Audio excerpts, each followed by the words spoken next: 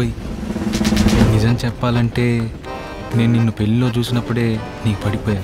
అప్పటి నుంచి బాగా గుర్తొస్తున్నావు. నీతో కొంచెం టైం స్పెండ్ చేయొచ్చని టికెట్ లేకపోయినా ట్రైన్ ఎక్కేసా.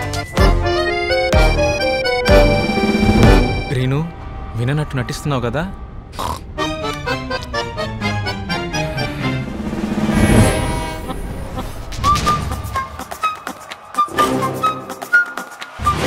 మీ తమ్ముడు కనిపిస్తాడు రా అందరికి. మూసుకో.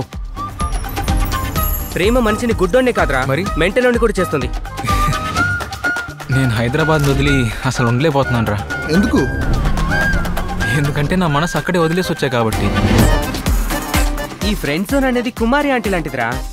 పబ్లిసిటీ పైసలు రెండూ ఉంటాయి కానీ ప్రశాంతత ఉండదు.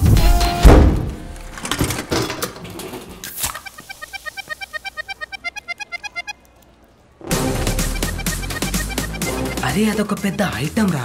రే రే, నీ గర్ల్ ఫ్రెండ్ గురించి నేను తప్పుగా మాట్లాడితే నువ్వు ఊరుకుంటావా? గేట్ కోచింగ్ నీకు సెట్ అవుతురా, అది నీ మొహం చూస్తేనే అర్థమవుతుంది. అలా అయితే ఐ మ్యారీ ఆది. అయ్యో ఆది?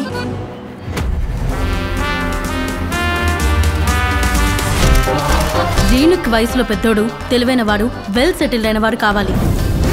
ఇంకా ఐటీ ఫీల్డ్ అయి ఉండాలి.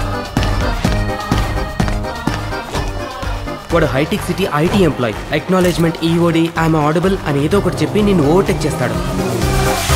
అయిపోయింది కదా, ఇన్స్టాగ్రామ్ కోట ఒకటి చెప్పొచ్చు కదా, బాగా తగ్గిద్ది. ఏంటి? నీకు నాకన్నా మంచి అమ్మాయి దొరికిద్దని. అలాంటి కొటేషన్స్ ఏం లేవు. అందరికంటే నేనే మంచి అమ్మాయిని కాబట్టి. ఇప్పుడు ఏం చేద్దాం రా మరి? నక్కి నక్కి కాదు, తొక్కుకుంటూ పోవాలి.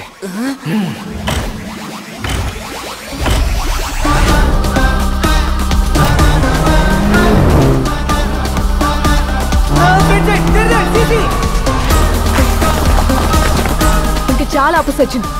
ఇంకా డీప్ గా వెళ్తే నీ హార్ట్ బ్రేక్ అవుతుంది.